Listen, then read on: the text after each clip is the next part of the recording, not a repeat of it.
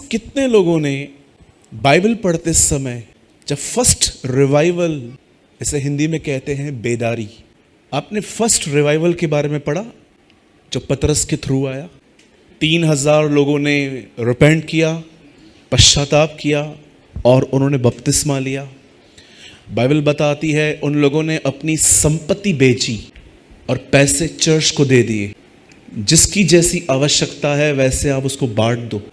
क्या आपने इस बात को देखा कि सारी मंडली जो थी वो एक मन एक चित्त की थी?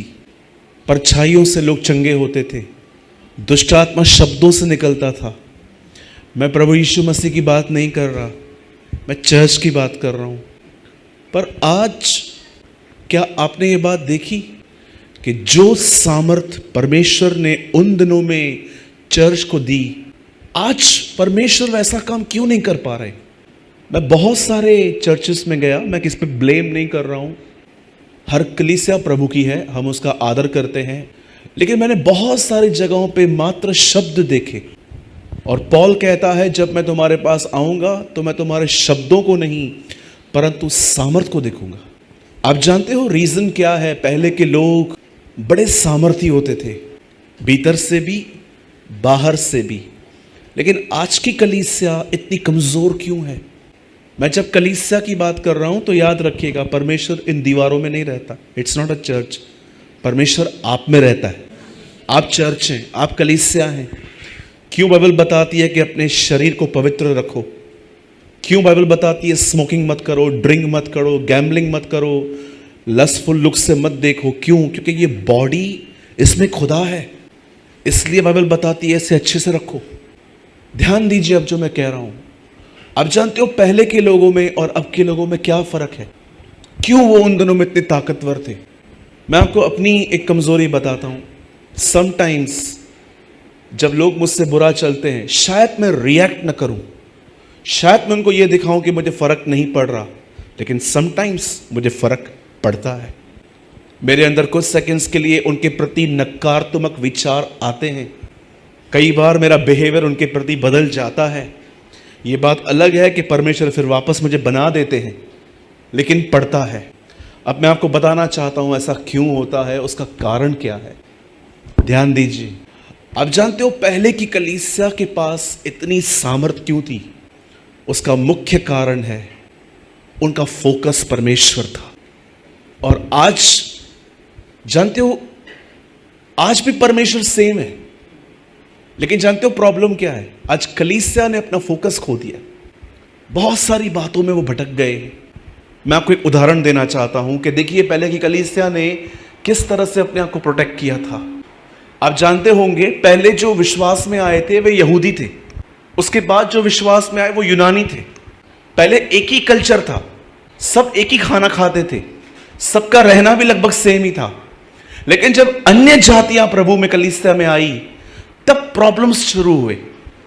उन लोगों ने आके शिकायतें की और चेलों से कहा हमारी विधवाओं की शुद्धि नहीं ली जाती।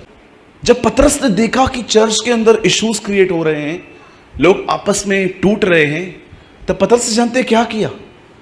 पतरस ने कहा हम एक काम करते हैं, हम मंडली में से कुछ लोग अलग कर देते हैं और हम उनको सेवकाई देते हैं कि ये तुम्हारी देखभाल करें, ये तुम्हें खाना बांटे। अब मुझे एक बात समझ में नहीं आ रही है, यहां पर पतरस ने खुद ये सेवकाई नहीं की पर दूसरों को क्यों दी? आप जानते हो पतरस क्या कर रहा है यहां पर? उसके बाद वो कहता है हम तो प्रार्थना और वचन में लगे रहेंगे। पतरस अपने फोकस को प्रोटेक्ट करने के लिए वो कलीसिया के अंदर दूसरा काम चालू कर रहा है ताकि उसका ध्यान न भटके। ये ऐसे लोग थे जो अपने आप को इतना संभालते थे कि कहीं मन खुदा से भटक न जाए। आज मैं आपसे पूछना चाहता हूं, क्या हम ऐसे हैं? क्या मैं आप में से ये उम्मीद कर सकता हूं, क्या मैं पूछ सकता हूं आपसे कि इन दिनों में क्या आपका कोई एम है लाइफ में? बाइबल बताती है जिनका लक्ष्य नहीं है वे हवा को मुक्के मारने वाले लोग हैं। अब पढ़ के देखिए, कुरिन्थियों में लिखी है ये बातें।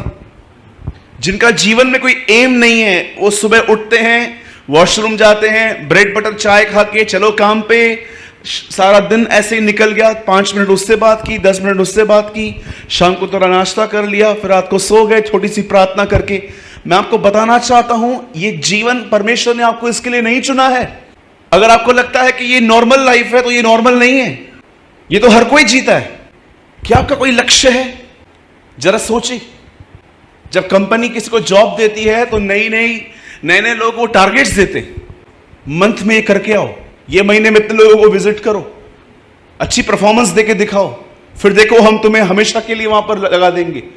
क्या है हमारा लक्ष्य? मुझे बताइए। मुझे आज पता नहीं क्यों जब मैं यहां पर आया तो मुझे प्रभु ने कहा, सिर्फ चर्च अटेंड करना सब कुछ नहीं होता सूरज, लक्ष्य होना चाहिए जीवन में, एम होना चाहिए। आप जानते हो आपका लक्ष्य क्या है? अगर आप नहीं जानते तो एटलीस्ट आज आप जान लो। आप अपना लक्ष्य खुद डिसाइड नहीं कर सकते, मैं ये बनूंगा, मैं वो बनूंगा, मैं ये बनूंगा, मैं बनूंगा। नो, परमेश्वर ने ऑलरेडी आपको एक लक्ष्य दिया है और वो चाहता है कि आप उसका पीछा करो। याद रखिए, पास्टर बनना आपका लक्ष्य नहीं होना चाहिए, प्रचारक बनना आपका लक्ष्य नहीं होना चाहिए, वर्शिपर बनना आपका लक्ष्य नहीं होना चाहिए। आपका एक ही लक्ष्य होना चाहिए और उसके ऊपर खुदा आपको जो कुछ देना चाहे, और आपका लक्ष्य है यीशु की तरह बनना। और अगर यह लक्ष्य आपका नहीं है, आप जानते हो बाइबल क्या बताती है, तो आप बिन पानी के बादल हैं। कितने लोगों ने यहूदा में पढ़ा है यह वचन? बिन पानी के बादल, सिर्फ गरजते रहते हैं, बरसते कभी नहीं। बातें बहुत बड़ी बड़ी हैं, मैं इस पास्टर को जानता हूं, मैं वो पास्टर को जानता हूं, मैं वो चर्च में गया, मैं वो चर्च में गया, वो जिसके बारे में तुम बात करते हो उसका फोन नंबर मेरे पास है। क्या होगा इससे? मुझे बताइए क्या होगा? पौलुस कहता है मेरी पहुंच परमेश्वर तक हुई यीशु के द्वारा। पौल कहता है मेरी पहुंच जो है यीशु के द्वारा पिता तक हुई। क्या हम वहां तक पहुंच रहे हैं? क्या है आपका लक्ष्य? मुझे बताइए। क्या हमारा बोलना, हमारा सुनना, हमारा उठना, हमारा बैठना, हमारा चलना, क्या हम खुदा की तरह हैं? मैं जानता हूं कोई भी व्यक्ति इस तरह पैदा नहीं हुआ, लेकिन आप में से कितने लोग ये बात जानते हैं परमेश्वर ने आपको पवित्र आत्मा क्यों दिया? फॉर वन रीजन, ताकि आप अपने आप से निकलकर मसीह में आ सके, यीशु में आ सके। अब आपको पता है हुआ क्या है? मैं पाप से निकल गया हूं, अब मेरे लाइफ में कोई ग्रॉस सिन नहीं है, मैं व्यभिचार नहीं करता, मैं ये नहीं करता। पर आप जानते हो अब मैं कहां उलझा हूं? अपने आप में, अपने स्वयं में फंसा हुआ हूं। पाप पहचानना बहुत बहुत आसान है, ये व्यभिचार है, ये हत्या है, मुझे पता है। क्या आप स्वयं को पहचानते हैं? सेल्फ में अटकना। बहुत सारे जो लोग हैं वो यहां से निकल आए हैं पर मसीह तक नहीं पहुंच पाए हैं। अभी वो यहां पर भी नहीं है, वो बीच में है, स्वयं में है। वो उन्हें सुबह से लेकर रात तक अपने बिल्स पे करना, बच्चों का, बीवी का, दुनिया का, अपना, सिर्फ अपने में फंसे हुए हैं। वो बहुत सारे जो लोग हैं, मैं आपको बताना चाहता हूं, अब वो गुनाह में नहीं है लेकिन खुद में फंसे हुए हैं। इसीलिए बाइबल बताती है हर आशीष मसीह में है, इन क्राइस्ट। परमेश्वर ने आपको यहां से वहां बुलाया था, हम बीच में आ गए। अब हम कोई डीजे पार्टी पे नहीं जाते, हम थिएटर में नहीं जाते, हम किसी अफेयर में नहीं हैं, हम किसी गलत बात में नहीं हैं, लेकिन हम मसीह में भी नहीं हैं। हम कहां हैं? हम बीच में, स्वयं में। हमें चिंताओं ने घेर रखा है। प्रभु ने कहा अंत के दिनों में बहुत सारे लोगों का मन चिंताओं में सुस्त हो जाएगा। आप पढ़ के देखिए, द बाइबल सेज आखिरी दिनों में इस चरित्र के लोग बहुत पाए जाएंगे। और वे अंत के दिनों में, यीशु ने कहा, वे दुनिया की चिंताओं में सुस्त हो जाएंगे, लाइफस्टाइल के पीछे सुस्त हो जाएंगे। यार मैं कब पहुंचूंगा वहां पर जहां पर ये मेरा दोस्त पहुंचा है? मैं कब बनाऊंगा जो उसने बनाया है? क्या शैतान ने गेम खेली है लोगों के साथ।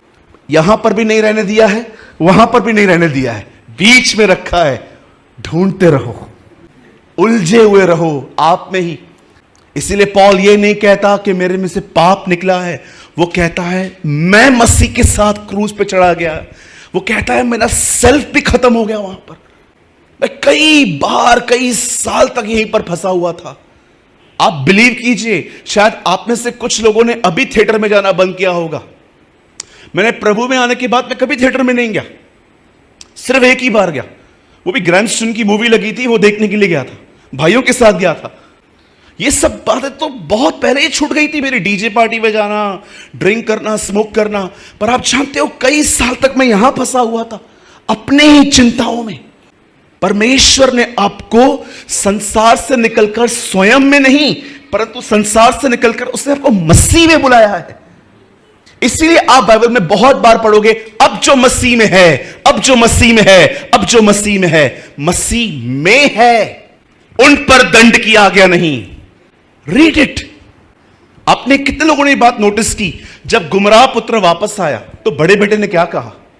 किसी को याद है? जब लॉस्ट सन वापस आया सब पैसा उड़ा के, तो जानते हैं बड़े भाई ने क्या कहा? कितने लोगों ने लूका 15 अध्याय पढ़ा है? एक बाप के 2 बेटे थे, एक ने हिस्सा मांगा, बाप बहुत लॉयल था बेचारा, दोनों को दे दिया। मांगा एक ने, दोनों को दे दिया। पढ़ के देखो। और जब दूसरा सब उड़ा के वापस आता है, और जब बड़ा आता है तो वो डीजे पार्टी की आवाज सुनता है। वहां पर कुछ चल रहा था, रॉक एंड रोल कुछ चल रहा था वहां। वो आके बोलता है इधर क्या हो रहा है? अरे तेरा भाई आया है, हैं? फिर से आया। और हम वो नाराज हो गया। बहुत फरीसी है कलीसिया के अंदर लोग आज। पुराना पापी वापस आता है, सब उसको देखते हैं, अरे वेलकम करना, वो इतने साल के बाद आया है, मुझे खुशी होती है। लेकिन बहुत लोग कहते हैं ये किधर से आया है, ये तो वो चर्च में जाता था। अरे तेरे को खुशी नहीं है तेरा भाई वापस आया? सच फरीसी। यीशु राजाओं का राजा, ये फरीसियों के फरीसी जो इस तरह बिहेव करते हैं। जो गुनहगार वापस आए तो उसको उसे देखते, ये क्यों वापस आया? अरे आपको खुशी नहीं है? वो मर गया था, वो जी उठा। जब वो वापस आता है ये नाराज हो गया और बाप को जाके कहता है मैं इतने साल तक इधर ही था, कुछ मांगा है क्या मैंने? अरे क्या मांगेगा, दिया तो सही। बड़ी बात है ये तो। बोलता है इतने साल मैं इधर ही था, क्या क्या क्या क्या, मेरे को कुछ दिया नहीं। कितने लोगों ने इस आदमी का जीवन देखा, बाप के घर में खुद के लिए जी रहा था, इसलिए तो प्रॉब्लम है। आप जानते हो आपकी चिंता आपका प्रॉब्लम नहीं है, आप स्वयं के लिए जी रहे हैं, यह आपका प्रॉब्लम है। मैं पंजाब की एक चर्च में था, मैंने वहां पर एक लंबा सरमन दिया और मैंने वहां पर एक बात सिखाई जो आपको बताना चाहता हूं शब्दों में सिर्फ। अपने लिए जीना बड़ा खतरनाक है, इट इज डेंजरस। जब आप खुद के लिए जिएंगे ना, यह बड़ा खतरनाक है। ट्रस्ट मी, जिस दिन आप अपने लिए जिएंगे ना, आप बड़े डिस्टर्ब रहेंगे। लेकिन जिस दिन आप खुदा के लिए जिएंगे, इस अर्थ पे आपसे खुश कोई नहीं होगा। अगर हो सके ना, अपनी नोटबुक्स में ये बात लिख देना, खुद के लिए जीना बड़ा खतरनाक है। मैं कहाँ हूँ, मुझे क्या मिला, मेरे बच्चों को क्या मिला, ये क्या मिला, वो क्या मिला, उसका बच्चा एब्रॉड में पढ़ के आया, मेरा बच्चा इधर कांदीवली में पढ़ता है। जितना आप खुद के लिए सोचेंगे उतना आप परेशान रहेंगे। तो मेरे भाइयों, मेरी बहनों, अपने जीवन में एक लक्ष्य को बनाओ। आपको मसीह में आना है, यीशु की तरह हमें बनना है। कितने लोगों ने ये वचन पढ़ा है, जब एक योद्धा लड़ाई के लिए जाता है तो अपने आप को संसारिक कामों में नहीं फंसाता। पढ़ा है आपने तीमुथियुस में? 65 साल का पास्टर 45 साल के पास्टर को लिखता है, अपने आप को संसार में मत फंसाना, खुदा के लिए लड़ना। आइए अपने लक्ष्य को, अपने आप को बताइए। कितने लोगों ने समझा आज अपने लिए जीना खतरनाक है? मैं, सिर्फ मैं। आप जानते हो भेड़ मैं नहीं करती, बकरी करती है। चलिए बताइए, जब मूसा ने कहा प्रभु वो लोग तेरा नाम पूछे तो क्या कहूं? मैं हूं। जब आप मैं करते हो ना, खुदा यीशु को बोलता है ये कौन है अपनी तरह, चल थोड़ा बात करेंगे इससे। और परमेश्वर आता है, अच्छा तू भी मैं? हाँ, तब परमेश्वर आप में से मैं निकालता है। सोचते रहे ना, मैं की साइन है, मैं। आप में से कितने लोगों ने ये खूबसूरत प्रार्थना पढ़ी है? जरा देखना, मैं ध्यान से बोल रहा हूं। ऐ मेरे पिता तू जो स्वर्ग में है, तेरा नाम पवित्र माना जाए। ऐसा नहीं है।